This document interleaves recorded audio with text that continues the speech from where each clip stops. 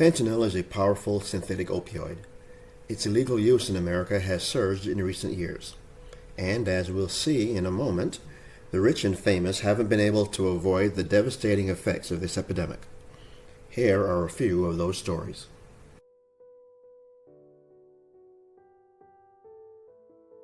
Legendary musician Tom Petty has passed away. TMZ reported that he was rushed to the hospital Sunday night after he was found unconscious. Petty rose to fame as the lead singer of Tom Petty and the Heartbreakers.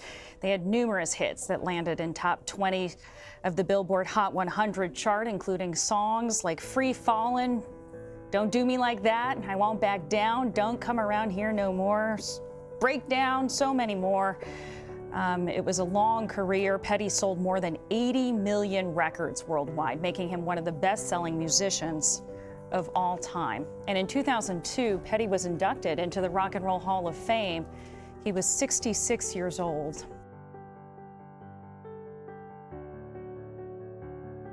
Cardiovascular disease is the #1 killer around the world.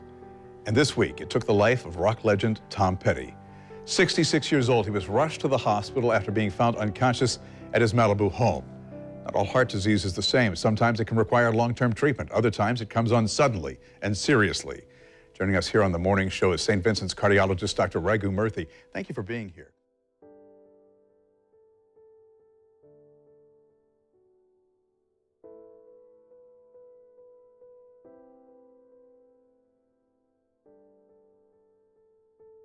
The Los Angeles County Medical Examiner has released new information about Tom Petty's official cause of death.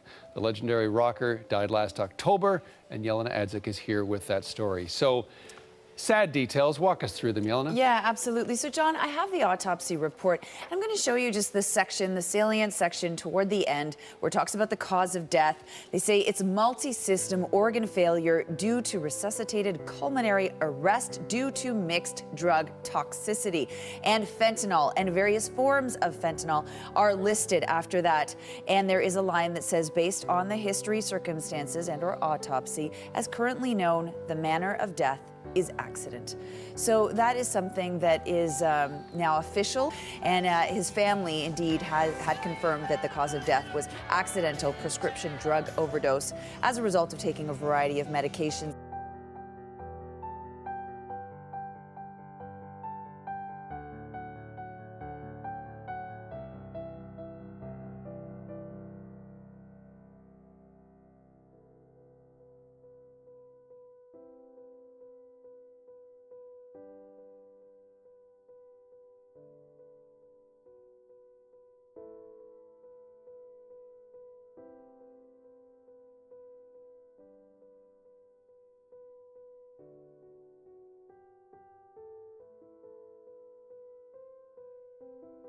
And developing tonight, Grammy Award-winning rapper and actor Coolio has died.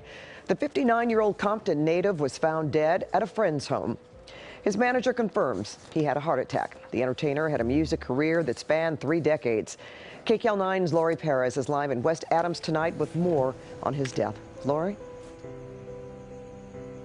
Well, Pat, here in West Adams, police remain on the scene, and more neighbors have been coming out as word is spreading about Coolio's death here. This is a quiet, pretty little neighborhood, actually kind of dark, so police have lit flares to mark off the sad scene.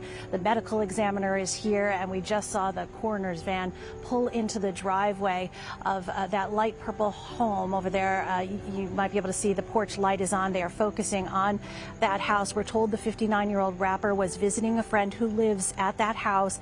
He was reportedly found unresponsive and died here at the home. Coolio was at a friend's home in the Jefferson Park area of Los Angeles. Paramedics responded to a report of a medical emergency at around 4 p.m. They found the rapper unconscious. So they attempted to provide some medical assistance to him, but he did not survive. And no foul play at this time. We don't show any indications that anything's associated with any criminal activity.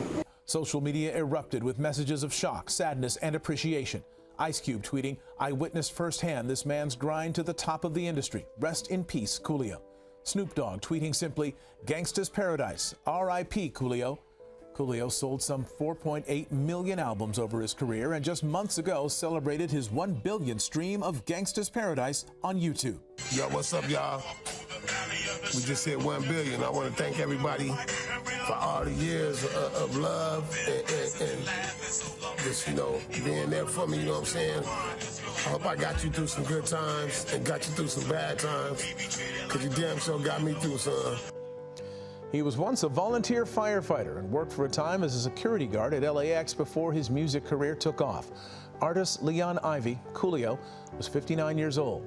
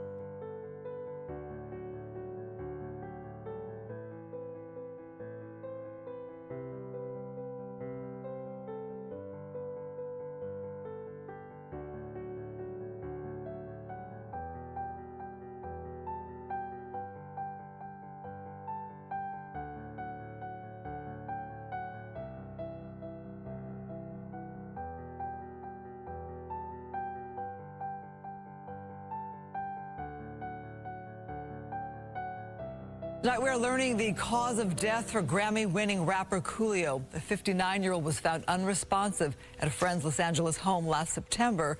The rapper's family was informed today he died from a fentanyl overdose.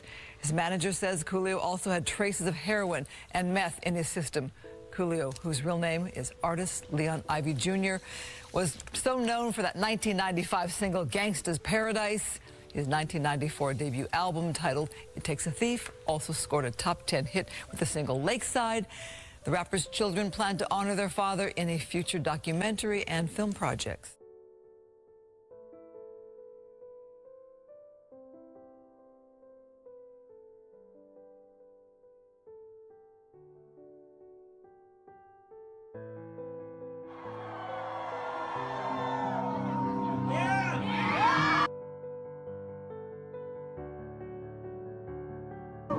Love you guys a lot. Thank you so much. Love you guys so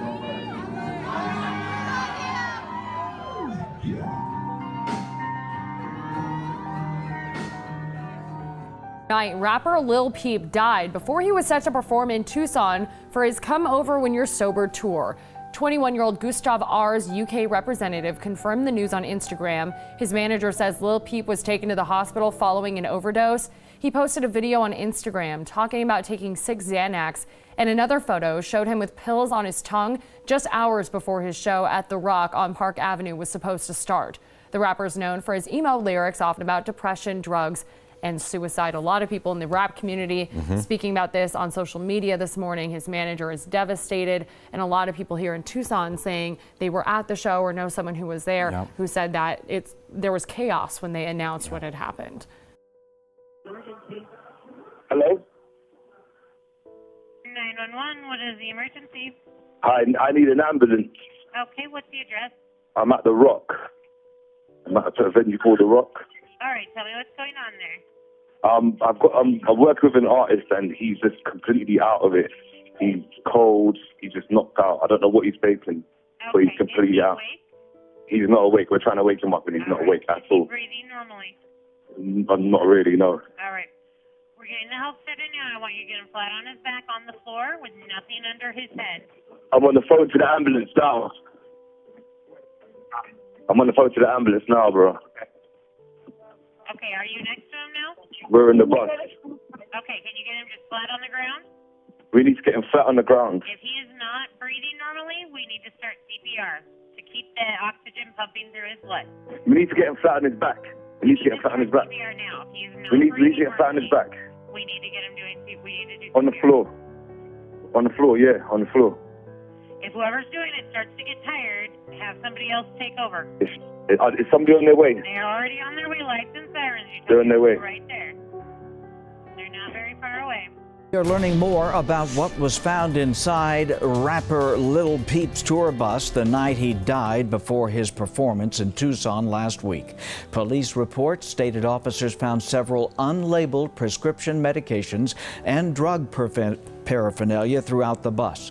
Officers found an unknown tan powder, marijuana, and white pills labeled GG249 known as Xanax or alprazolam. And the reports also state 2 of Lil Peep's managers were on the bus and thought he was sleeping. One of Lil Peep's managers told officers she knew the rapper may have taken unprescribed Xanax, but did not know where he got it. Toxicology report results will take about 6 to 8 weeks to find out what was in his system.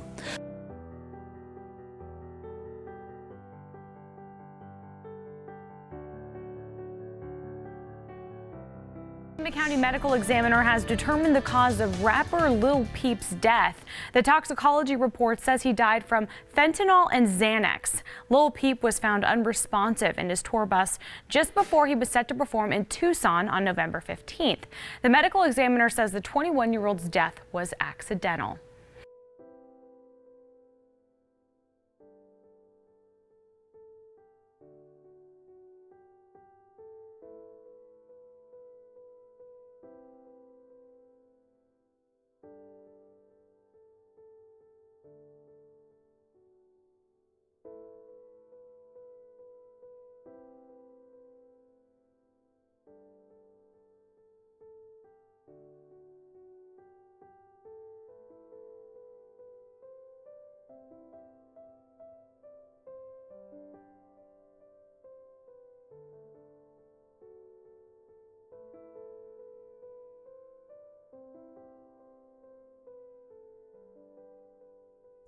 Some sad news from the music world. The rapper Mac Miller is dead at the age of just 26. The Pittsburgh native's real name was Malcolm McCormick. He's known for songs including Self-Care, Loud, and Smile Back. He also wrote a song titled Donald Trump all the way back in 2011. TMZ reports the rapper died of an apparent overdose and was found dead at his Los Angeles area home. He previously dated the pop star Ariana Grande. The pair broke up back in May. Miller reportedly had a history of substance abuse. He was arrested for a DUI in May after crashing his car. Just yesterday, the rapper tweeted out that he was excited for his tour to start next month.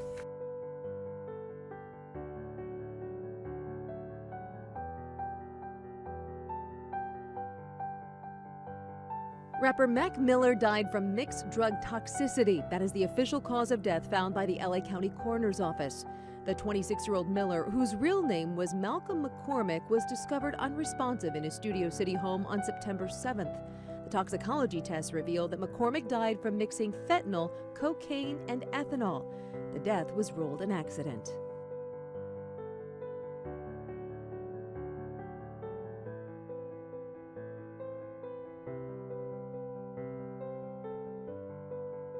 The drug dealer who actually supplied the drugs that killed Mac Miller is finally going to get his punishment. He is, instead of going to trial, has struck a plea deal, and he is pleading guilty. Well, he was charged with 3 different crimes, but he's now only going to end up getting hit with 1. But he's going to do some hard time for this. Now remember, one of the opioids was laced with fentanyl, and Mac Miller died of a drug overdose. And, you know, I don't think this fentanyl issue is something that is incidental here. I think it's central, which is, you know, an epidemic in this country. And I think that's one of the reasons they went so hard on this guy. This was a federal trial. He is facing a lot of possible prison time here. Yeah, guys, there's no state law, about supplying drugs to someone. That's why the feds have to come and take this. And if you remember this case, I mean, it was shocking, but it really wasn't surprising when it happened. And if you remember, there was no evidence at his house. It looked like it had been swept. So it's a good job by the feds investigating this and tracking this down to the right people to get this arrest. And it does Well, send we should a say, message. Dennis, he wasn't the one directly giving the drugs to Mac Miller. There was a go-between. Right, and the go-betweens have also been charged. Right, I mean, they went through the go-between. They followed to get to the big fish. You give up one, you get another one, you go forward. Yeah. So Stephen Walter is looking at a possibility of 20 years once he is sentenced, but could be getting 20 years in a federal prison. Well, the feds are asking for 17, and ultimately it's up to the judge to decide. But either way, it's going to be a lot of prison time. The family of late hip-hop artist Mac Miller has received another dose of justice. On Monday, one of 3 men charged with supplying the fentanyl-laced pills that led to Mac Miller's death 4 years ago was sentenced to prison. 49-year-old Stephen Walter will now spend 17 years in federal prison for his role in Miller's death. Back in April, Ryan Revis was sentenced to 11 years in prison, and the case against the third man, Cameron Pettit, is still pending. Mac Miller died of an accidental overdose at the height of his career in 2018. He was just 26 years old.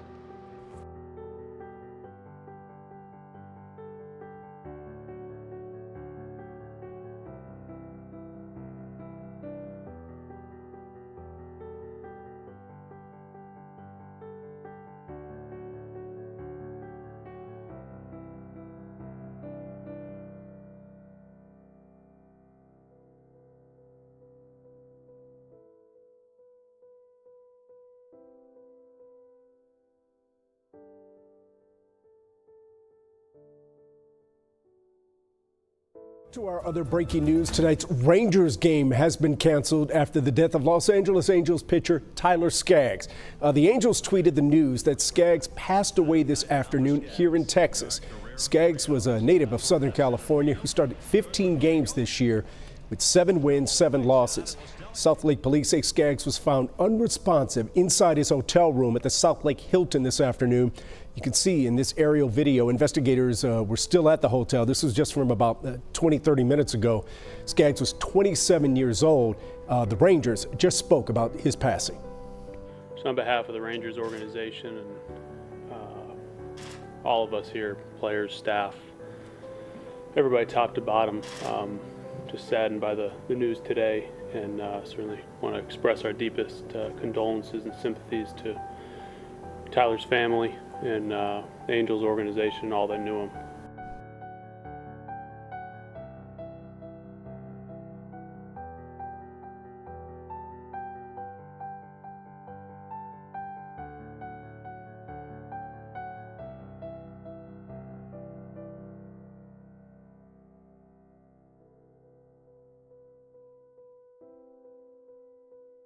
Former director of communications for the LA Angels has now been arrested on federal drug charges related to last year's overdose death of pitcher Tyler Skaggs. Eric Kay was charged by federal authorities in Texas with distributing fentanyl in connection with Skaggs' death. Skaggs died in a hotel room near Dallas last July while the team was on the road playing the Texas Rangers. A toxicology report determined the 27-year-old died of an accidental overdose from a mix of alcohol, fentanyl, and oxycodone. Kay turned himself in Fort Worth, Texas, and made his first appearance before a judge today.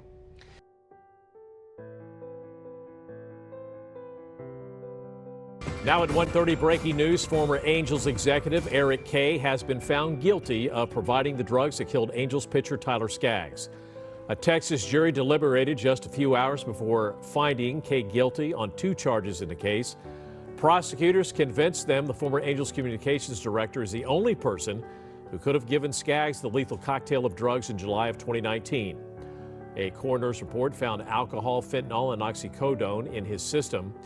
Kay is facing a minimum 20-year sentence and $1 million fine in the state of Texas.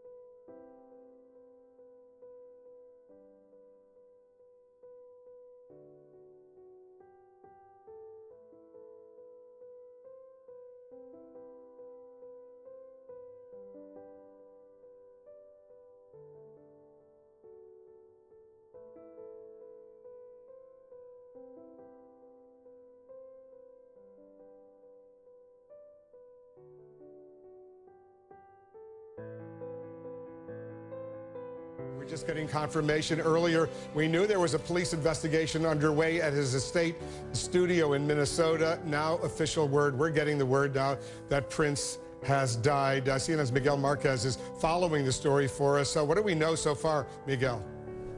Well, this is certainly the sort of news that you don't want to believe is true, but Prince has died at the age of 57 years old, according to a family member who does not want to be named.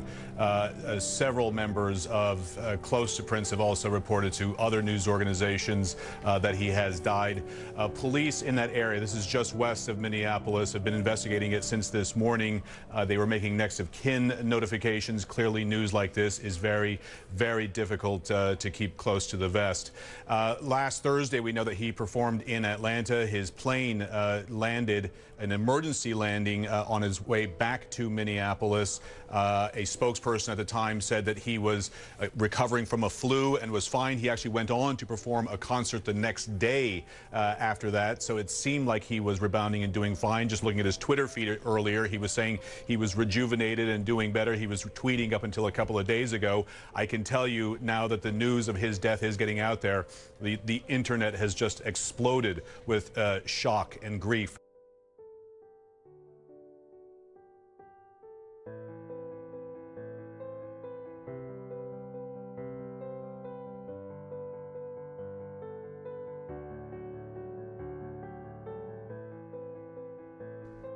We now know it was a powerful opiate that caused Prince's death. Fentanyl is much like morphine, but far more potent. Doctors say it's typically used to treat patients with severe pain or to manage pain after surgery. Days after he died, an attorney for a California addiction specialist held a news conference in the Twin Cities and told reporters Prince was in the process of getting help from Dr. Howard Kornfeld. The doctor sent his son to meet with the singer at Paisley Park and planned to come himself the next day. But when Dr. Kornfeld's son arrived at Paisley Park on April 21st, Prince was found dead in an elevator.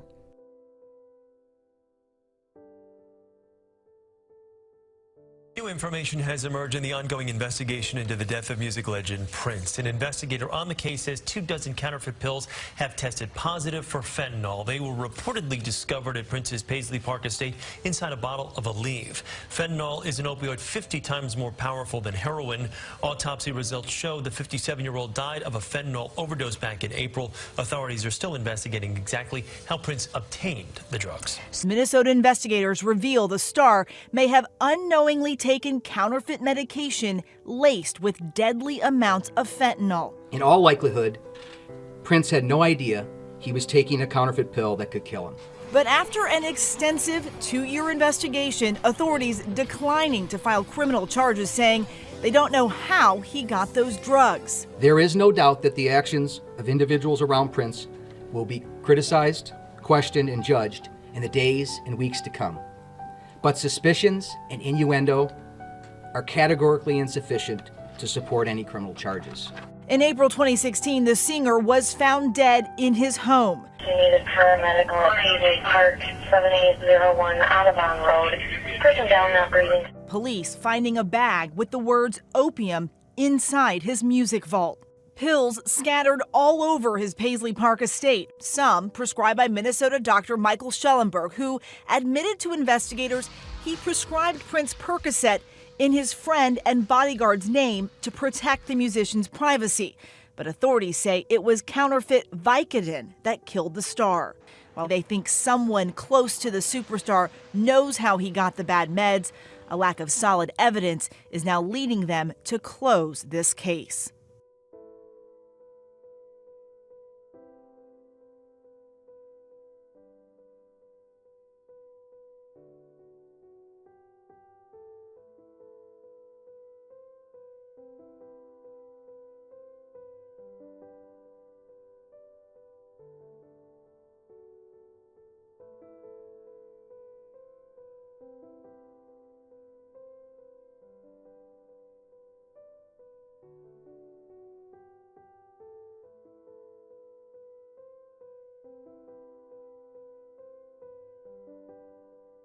Actor Michael K. Williams. He was found dead inside his apartment in Brooklyn.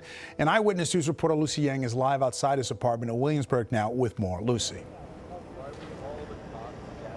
Well, David, family, friends, co-stars, and fans are reeling from the death of Michael Kenneth Williams today. We're in Williamsburg in front of the luxury condo where officials confirm the 54-year-old actor was found inside his penthouse apartment by a nephew around 2 o'clock this afternoon. Officials report there was drug paraphernalia around his body. The ME is on site right now and will determine if this was a drug overdose. His body has not yet been removed from his apartment.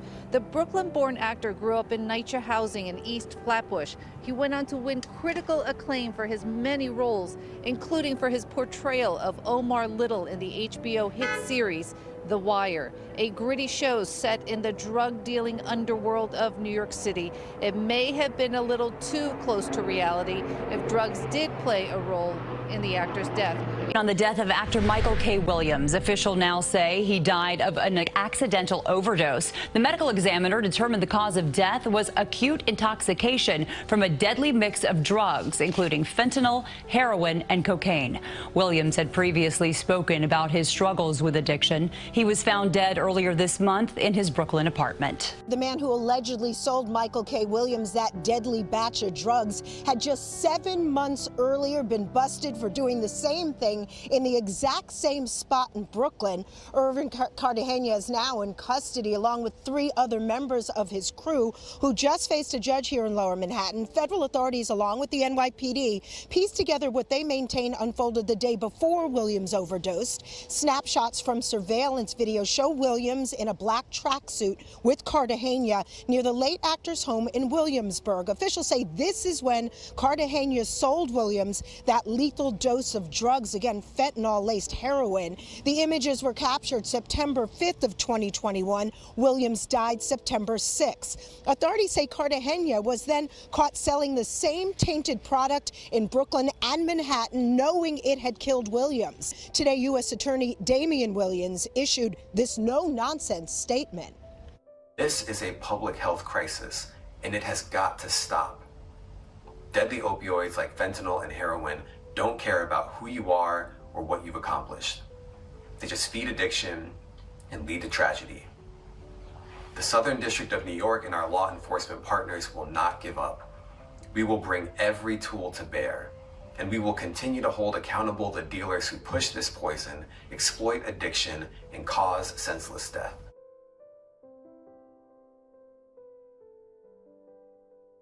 40-year-old Irvin Cartagena was sentenced to 10 years in prison for selling fentanyl-laced heroin that led to Williams' death on September 5th, 2021.